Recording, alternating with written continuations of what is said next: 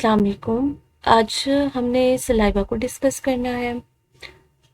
Saliva basically ऐसा fluid है जो कि आपकी फूड को ल्यूब्रिकेशन प्रोवाइड करता है, आपके माउथ को मॉइस्ट रखता है। ये कहाँ से रिलीज़ होता है? ये बेसिकली आपके ग्लैंड से रिलीज़ होता है, जिसमें आपके parotid gland, submandibular gland, sublingual glands और आपके बकल ग्लैंड्स हैं, स्मॉल बकल ग्लैंड्स, उधर से ये प्रोड्यूस होता है। और जो आपके स्मॉल ग्लैंड्स की बात करें, माइनर ग्लैंड्स की, तो वो म्यूकॉइड ग्लैंड्स हैं। ठीक है, तो इधर से ये क्या होता है, इसकी सिक्रीशन होती है और फिर फर्दर जो है ये आपकी डाइजेशन वगैरह में हेल्प आउट करता है। अगर डेली की सिक्रीशंस की बात करें तो ये 1000 से लेके 500 ml तक है। पीएच इसकी 7 होती है। कंपोजिशन देखें तो इसमें ज़्यादा आपके वाटर और सल्यूट्स प्रेजेंट है। वाटर 99.5% और लेस अमाउंट ऑफ सल्यूट इसमें प्रेजेंट होता है। ऑयंस में अगर देखें तो पोटेशियम बायोकार्बोनेट, सोडियम और क्लोराइड इसमें प्रेजेंट होते हैं, जिनमें से बाइकार्बोनेट, पोटेशियम जो है लार्ज क्वांटिटीज़ में प्रेजेंट होते हैं, सोडियम और क्लोराइड लेस क्वांटिटीज़ में प्रेजेंट होते हैं। अगर ऑर्गेनिक सब्सटेंसेस की बात करें तो urea, uric acid, serum albumin, globulin, mucin, ये सब भी इसकी कंपोजिशन का पार्ट है। एंजाइम्स जैसे हमने प्रीवियसली डिस्कस किए थे, अल्फा अमाइलेज जिसे पेटाइलिन बोलते हैं, और आपके पास जो लिंगुअल लाइपेजेस होते हैं वो भी इसमें इंक्लूडेड होते हैं, जो कि कार्बोहाइड्रेट और लिपिड के डाइजेशन में रोल प्ले करते हैं। तो ये जो म्यूकस की सिक्रीशंस है, ये बेसिकली इसमें म्यूसिन होता है और वो रिस्पॉन्सिबल होता है आपके ल्यूब्रिकेशन के लिए।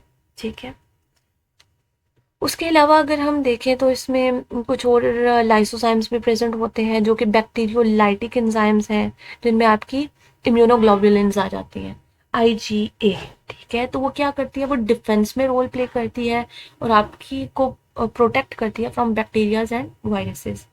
फंक्शन को देख लेते हैं तो ये यही करती है कि मॉइस्ट करती है आपके टंग को, लिप को, स्पीच में हेल्प करती है। उसके बाद मैस्टिकेशन और स्वॉलोइंग में रोल प्ले करती है, आपको इंजरीज वगैरह से प्रिवेंट करती है, सब्सटेंसेस को डाइल्यूट करने में हेल्प करती है।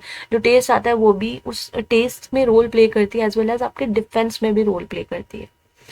डाइजेस्टिव फंक्शंस की अगर हम बात करें तो पेटाइलिन है। ठीक है, उसके अलावा जो हमने लिंगुअल लाइपेजेस पढ़े थे वो दोनों रिस्पॉन्सिबल है। पेटाइलिन जो स्टार्च होती है उन्हें माल्टोसिस में, माल्टोट्राइयोसिस में और अल्फा डेक्स्ट्रिन में कन्वर्ट करता है। ठीक है, और जो हमने लाइपेजेस पढ़े थे वो आपके बेसिकली लिपिड्स को स्मॉलर पार्टिकल्स में डिवाइड करते हैं। एक्सक्रीटरी फंक्शन की बात करें तो ये कुछ मेटल आयंस जैसे होते हैं, आयोडाइड, एंटीबायोटिक्स, ड्रग्स में आ जाती हैं। उसके बाद पेनिसिलिन्स। ठीक है, इन सबको क्या करता है, इन सब की एक्सक्रीशन भी आपकी सलाइवा के थ्रू होती है। सेंसेशन ऑफ टेस्ट की बात करें तो बेसिकली टेस्ट तब सेंस किया जाता है जब आपकी जो मॉलिक्यूल्स होते हैं, वो केमिकल्स एड्जॉर्ब होते हैं आपकी टंग रिसेप्टर्स में, और उनको एड्जॉर्ब करने में जो सॉल्वेंट का रोल प्ले करता है वो आपका सलाइवा ही रोल प्ले करता है। अगर हम वाटर बैलेंस की बात करें तो बेसिकली जो माउथ में अगर जो मॉइस्चर होता है, इस सबको कौन मेंटेन करता है, इस सबको आपका ये सलाइवा ही देख रहा होता है। उसके अलावा ठीक है, इसमें ना क्या होती है, कुछ नर्व एंडिंग्स आपकी back side of the tongue present होती हैं, जो डिटेक्ट कर रही होती हैं माउथ की कंडीशन को। ठीक है, जब भी आपको आपका माउथ बहुत ड्राई फील करता है तो आपका ये नर्व एंडिंग्स क्या होती हैं, स्टिम्युलेट हो जाती हैं। ये हाइपोथैलेमस को बताती हैं कि ड्राई माउथ है, और फिर आपकी सेंसेशन ऑफ थर्स्ट जो है वो क्या होती है, इनिशिएट होती है। यानी कि हाइपोथैलेमस फिर जो है थर्स्ट को क्या करता है, थर्स्ट की सेंसेशन को इंक्रीज करता है। ठीक है, तो इन दिस वे जो डिहाइड्रेशन वगैरह होती है उससे आप उसमें उसके डिटेक्शन में आपके सलाइवरी सिक्रीशंस रोल प्ले करती हैं। ठीक है, फिर आप पानी पीते हैं और अपने वाटर इम्बैलेंस को रीस्टोर करते हैं। उसके अलावा अगर ओरल हाइजीन की बात करें तो आपकी जो आईजीए वगैरह आपकी प्रेजेंट होती हैं वो आपकी बैक्टीरिया से प्रिवेंट करती हैं। उसके अलावा जो पीएच है सलाइवा की वो होती है 7। ठीक है, तो वो एक न्यूट्रलाइजिंग सी पीएच है जो कि आपको एसिड से, हार्ट बर्न वगैरह से, उनसे भी प्रिवेंट करती है। ठीक है। जीरोस्टोमिया की कंडीशन जिसमें होता है ड्राई माउथ, ठीक है, उसकी कंडीशन को प्रिवेंट करती है। और जो आपकी डेंटल कैरीज की इंसिडेंसेस होती हैं उनको प्रिवेंट करती है।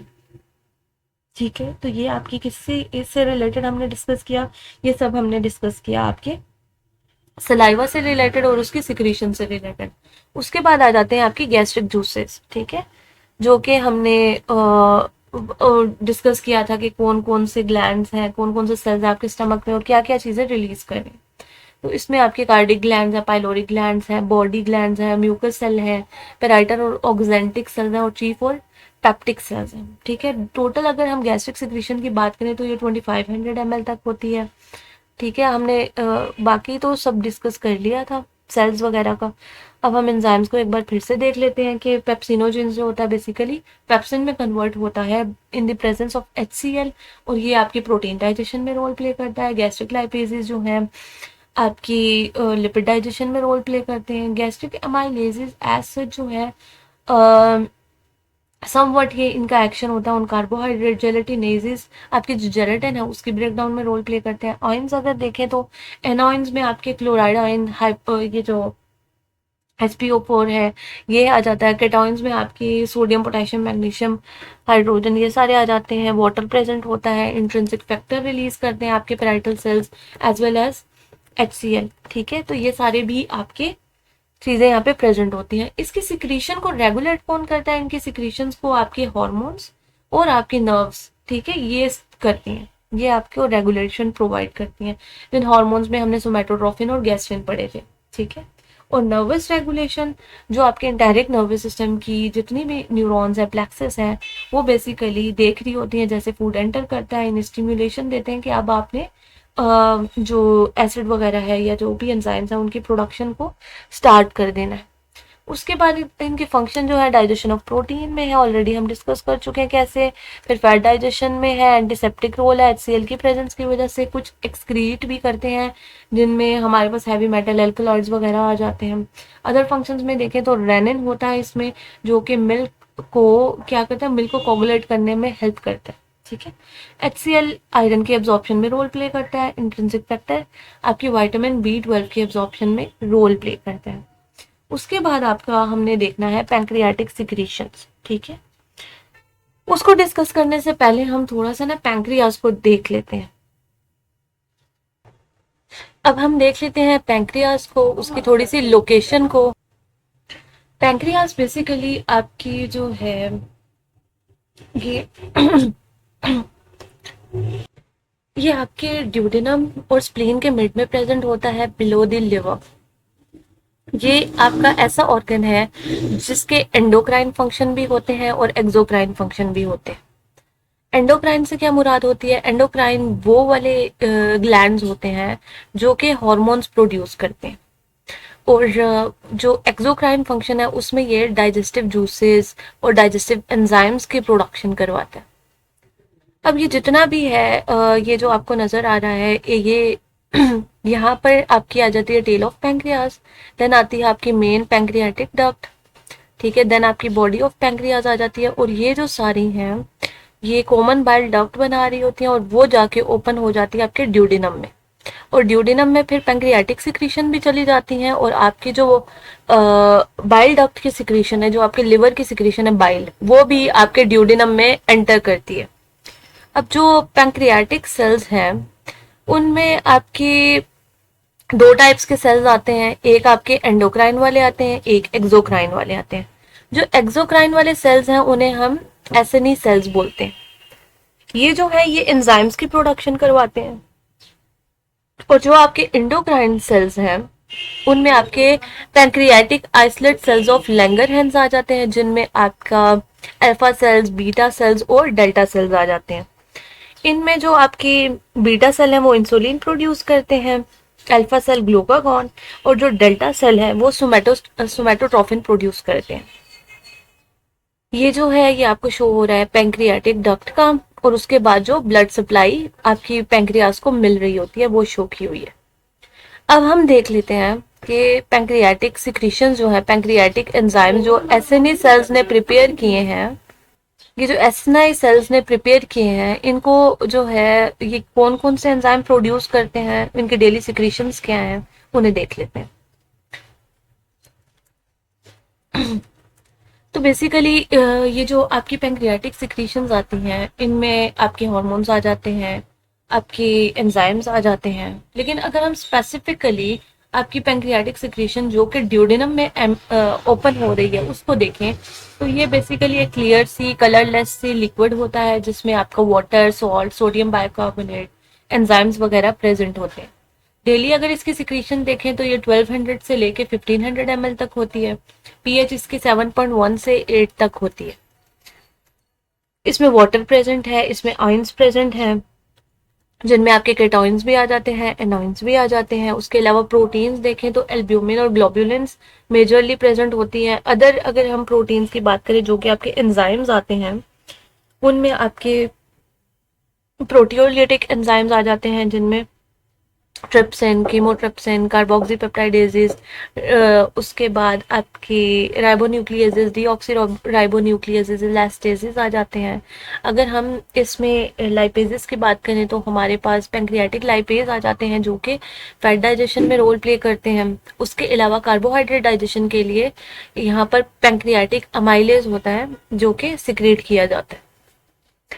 रेगुलेशन ऑफ सिक्रीशन, इसमें भी रेगुलेशन, नर्वस रेगुलेशन होती है और हार्मोनल रेगुलेशन होती है। अब ये हम ऑलरेडी डिस्कस कर चुके हैं कि कौन सा एंजाइम किसकी ब्रेकडाउन के लिए रिस्पॉन्सिबल है। फंक्शन ऑफ पैंक्रियाटिक जूस की बात करें तो सबसे पहले डाइजेशन में रोल प्ले करते हैं, कार्बोहाइड्रेट, प्रोटीन, फैट्स, इन सब के डाइजेशन करवाते हैं। उसके अलावा सेकंड जो फंक्शन है, इनकी पीएच क्योंकि होती है बेसिक, ठीक है, एल्कलाइन पीएच। तो जब जो हमारे स्टमक में जब बोलस कन्वर्ट होता है काइम में, तो उसमें बहुत ज़्यादा हो जाता है एसिडिक कंटेंट, ठीक है। काइम जो होता है बेसिकली एसिडिक होता है।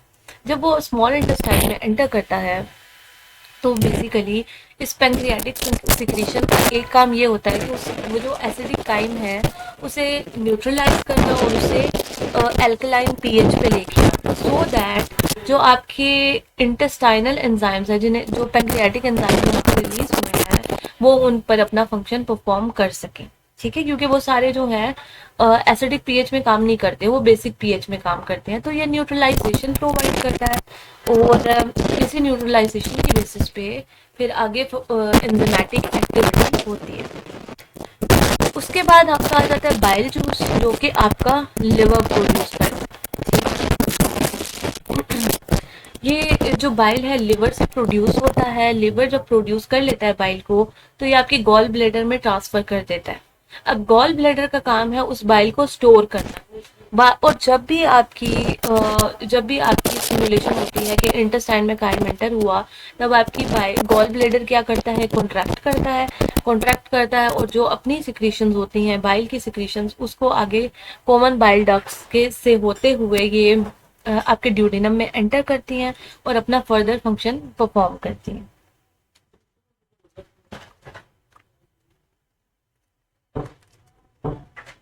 डेली सिक्रीशन की अगर हम बात करें तो ये आपके 500 से लेकर 1000 ml तक आपका बाइल जूस डेली प्रोड्यूस होता है।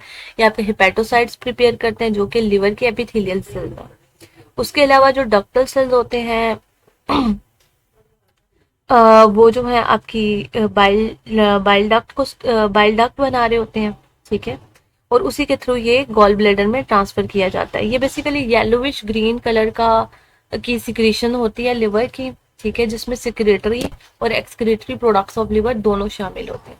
सिक्रेटरी मतलब जो खुद लिवर ने प्रोड्यूस किए होते हैं, और एक्सक्रीटरी जो कि एक्सेसिव अमाउंट ऑफ किसी भी प्रोडक्ट होती है, कोई भी आपकी बॉडी में एक्सेसिव अमाउंट ऑफ केमिकल है जो कि लिवर एक्सक्रीट आउट कर रहा है, तो वो बेसिकली आपके बाइल के थ्रू ही एक्सक्रीट करते हैं। पीएच की बात करें तो 7.6 से लेकर 8.6 तक है इसकी।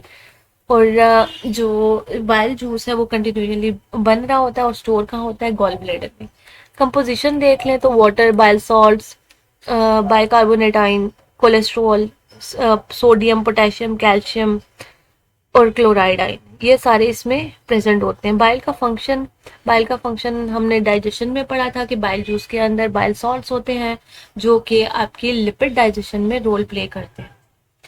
उसके अलावा सम एक्सटेंट में कार्बोहाइड्रेट और प्रोटीन के डाइजेशन में भी रोल प्ले करते हैं। ठीक है, ये बेसिकली एक तरह से इमल्सिफाइंग एजेंट या डिटर्जेंट की तरह काम करते हैं और रिड्यूस करते हैं सरफेस टेंशन को और माइसेल्स की फॉर्मेशन करवाते हैं और इमल्जन ऑफ फैट में रोल प्ले करते हैं। इसी की बेसिस पे आपकी फिर फर्दर एंजाइम्स एक्ट करते हैं और एब्जॉर्प्शन ऑफ कोलेस्ट्रॉल, मोनोग्लिसराइड्स और फैटी एसिड पॉसिबल होती है। क्योंकि अगर ये माइसेल फॉर्मेशन नहीं होगी तो आपकी फैट की एब्जॉर्प्शन पॉसिबल ही नहीं है। इसके अलावा भी जो आपकी फैट सॉल्युबल विटामिन होते हैं उनकी एब्जॉर्प्शन में भी ये रोल प्ले करते हैं। एक्सक्रीशन की बात करें तो जो कुछ मेटल्स होते हैं जैसे जिंक है, कॉपर है, मरकरी है, वो भी बाइल जूस के थ्रू एक्सक्रीट आउट होता है। उसके अलावा जो टॉक्सिन्स हैं, कोलेस्ट्रॉल, लेसिथिन वगैरह, वो भी बाइल जूस के थ्रू ही एक्सक्रीट आउट होते हैं। ठीक है, उसके अलावा बाइल पिगमेंट में इसमें प्रेजेंट होता है। लग्जेटिव एक्शन की बात करें तो बेसिकली बाइल सॉल्ट आपकी पेरिस्टाल्टिक वेव को स्टिम्युलेट करते हैं, उसे इनहेंस करते हैं। तो इस तरह से ये लेग्जेटिव एक्शन परफॉर्म करते हैं, इंटेस्टाइनल कॉन्ट्रैक्शन को इनहेंस करेंगे और इवैक्यूएशन में हेल्प आउट करेंगे। मेंटेनेंस ऑफ पीएच, जिस तरह से हमने अभी पैंक्रियाटिक सिक्रीशन को डिस्कस किया था कि वो बेसिकली एल्कलाइन नेचर की होती हैं और जो स्टमक से एसिडिक सिक्रीशन आती हैं उनको न्यूट्रलाइज करते हैं। सेम एज दैट ये वाली जो आपकी बाइल जूसेस होते हैं ये भी एल्कलाइन होते हैं और ये भी जो काइम आता है स्टमक से उसको न्यूट्रलाइज करने में रोल प्ले करते हैं, सो दैट एक तो डाइजेशन हो सके और फर्दर एसिड जो है आपकी इंटेस्टाइन को डैमेज ना करे। ठीक है, तो इन सब में ये रोल प्ले करते हैं। उसके बाद आ जाता है आपका लिवर। ठीक है, लिवर है जो आपका एक ग्लैंड जो कि आपके डाइजेशन में रोल प्ले कर रहा है। अगर हम लिवर की बात करें तो ये लार्जेस्ट ग्लैंड है आपकी बॉडी का, जिसका वेट ऑलमोस्ट 1.5 kg तक होता है। ये आपके डायफ्राम से इमीडिएटली नीचे प्रेजेंट होता है और ये राइट हाइपोकॉन्ड्रियम में प्रेजेंट होता है। राइट हाइपोकॉन्ड्रियम से स्टार्ट होगा और ये एपिगैस्ट्रिक रीजन तक जाता है। इसके बिलो ही आपका गॉल ब्लैडर प्रेजेंट होता है। अब ये आपको लिवर का स्ट्रक्चर नजर आ रहा है। इसके टोटल 8 लोब्स होते हैं। ठीक है, इनमें से कुछ जो लोब हैं वो आपके यहाँ पर मेंशन्ड है, जिनमें आपका लेफ्ट लोब है, जिनमें आपका राइट लोब है।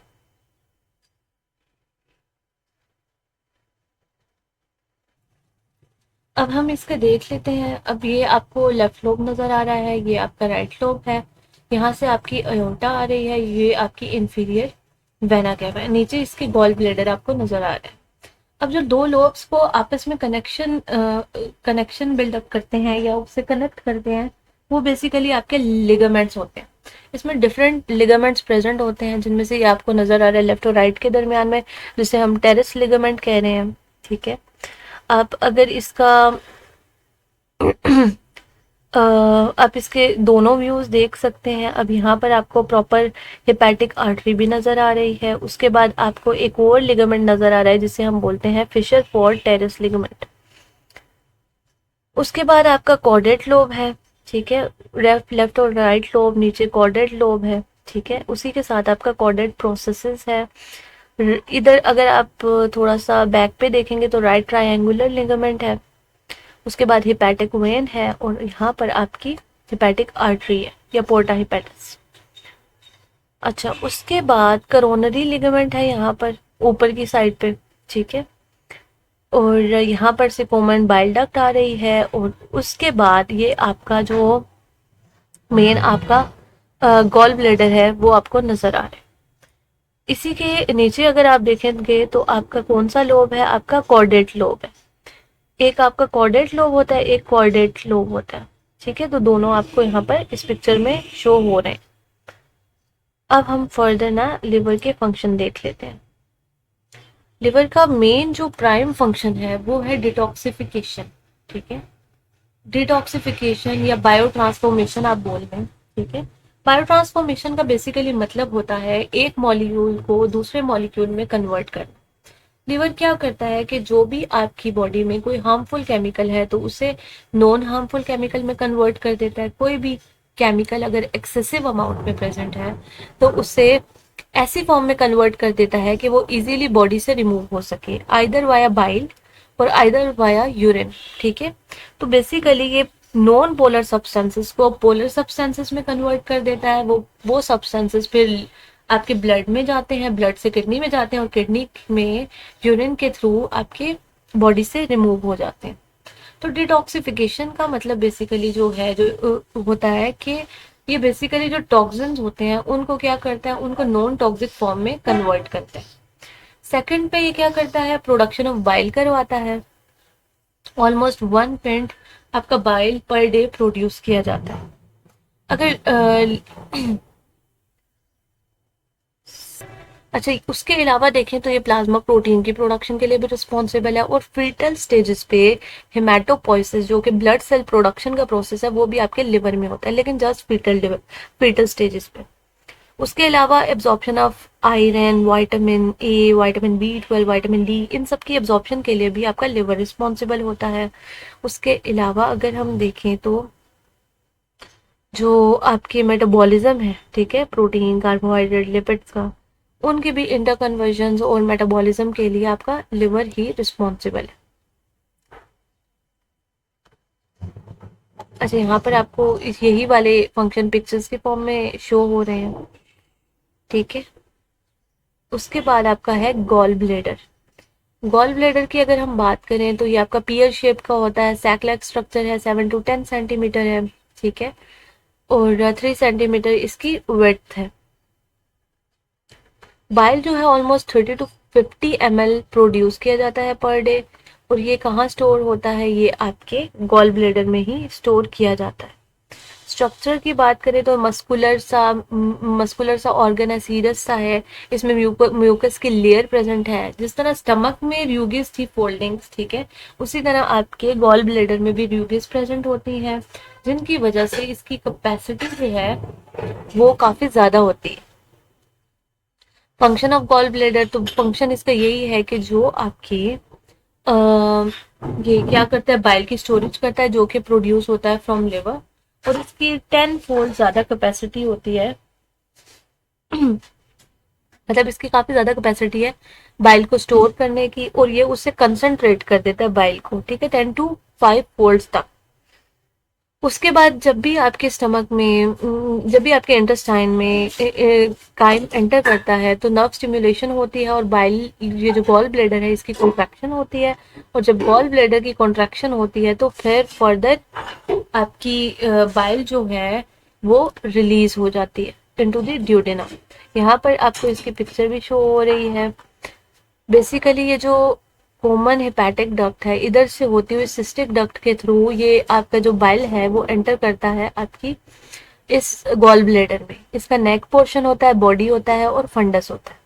अब जब ये कॉन्ट्रैक्ट करता है तो इसी सिस्टिक डक्ट से होती हुई कॉमन बाइल डक्ट में चली जाती है आपकी बाइल। ठीक है, उसके बाद पैंक्रियाटिक डक्ट्स के साथ ये कंबाइन हो जाती है और फिर आगे जाके ये ड्यूडेनम में एक साथ दोनों सिक्रीशंस ओपन हो जाती हैं। ठीक है, और इसी तरह से ये अपना फंक्शन परफॉर्म करते हैं। ये एक और पिक्चर है जो कि शो करी है आपके लिवर को भी, गॉल ब्लेडर को भी, आपकी कॉमन बाइल डक्ट्स को, सिस्टिक डक्ट को। ठीक है, और कैसे ये जो आपकी पैंक्रियाटिक सिक्रीशंस है या बाइल डक्ट है और पैंक्रियाटिक डक्ट है ये कंबाइन होती हैं। ठीक है, और आपकी क्या बनाती हैं, ये आपकी कॉमन डक्ट बनाती हैं और ड्यूडेनम में जाके ओपन हो जाती हैं। और ये आपका पैंक्रियास का स्ट्रक्चर भी आपको नजर आ रहा है जो ड्यूडेनम और स्प्लीन के दरमियान में प्रेजेंट है। और आपको यहाँ पर हेपेटिक डक्ट और कॉमन हेपेटिक आर्टरीज वगैरह भी नजर आ रही हैं। उसके बाद हम एक और पिक्चर देख लेते हैं जो कि आपकी लिवर से रिलेटेड है। अब लिवर का लॉब्यूल्स वगैरह तो हमने देख लिए हैं। ठीक है, अब जो लिवर सेल्स होते हैं ना उससे बेसिकली बोलते हैं हेपेटोसाइट्स। ठीक है, तो ये जो हिपैटोसाइट्स हैं, कॉमन बाइल डक्ट्स हैं, ये जो हिपैटिक आर्टरी वेन है, इन्होंने अपने आप को ना एक कह ले एक स्ट्रक्चर में अरेंज किया होता है। ठीक है, उस स्ट्रक्चर को बेसिकली हम कहते हैं हिपैटिक लोब्यूल। ठीक है। और एक ये जो हिपैटिक ग्लोब्यूल्स, छोटे छोटे हिपैटिक ग्लोब्यूल्स कंबाइन होके मिलते हैं और फिर आपका क्या बनाते हैं, आपका लिवर बनाते हैं, ठीक है। तो इनमें बेसिकली आप यहाँ पर देख सकते हैं कि एक हिपैटिक लोब्यूल जो है उसके 6 कॉर्नर्स हैं, एक हेक्सागोनल सा स्ट्रक्चर है जिसके मिड में आपकी क्या है, जिसके मिड में आपकी हिपैटिक वेन प्रेजेंट है, जिसे हम सेंट्रल वेन भी बोलते हैं। उसके बाद जो साइड्स पे है वो आपकी पोर्टल वेन आ रही है, पोर्टल आर्टरी आ रही है, और ग्रीन सी जो नजर आ रही है वो आपकी बाइल डक्ट है। उसके अलावा यहाँ पर जो कैपिलरीज प्रेजेंट होती हैं उन्हें हम साइनोसाइड्स बोलते हैं। और यहाँ पर जो आपके लिवर के अंदर डिफेंस सेल्स प्रेजेंट होते हैं, यानी कि आपके डब्ल्यूबीसीज, उन्हें हम बोलते हैं कफर सेल्स, ठीक है। अब ये जो सेंट्रल वेन है ये नीचे से आती है, ठीक है। अब ये जितनी भी है आपकी जो पोर्टल वेन है वो जाके ओपन हो जाती है आपकी सेंट्रल वेन में, और सेंट्रल वेन सारी मिलके बना रही होती है आपकी हिपैटिक वेन, ठीक है। और हिपैटिक वेन फिर जाके आपकी इंफीरियर वेना केवा में जाके ओपन हो जाती है।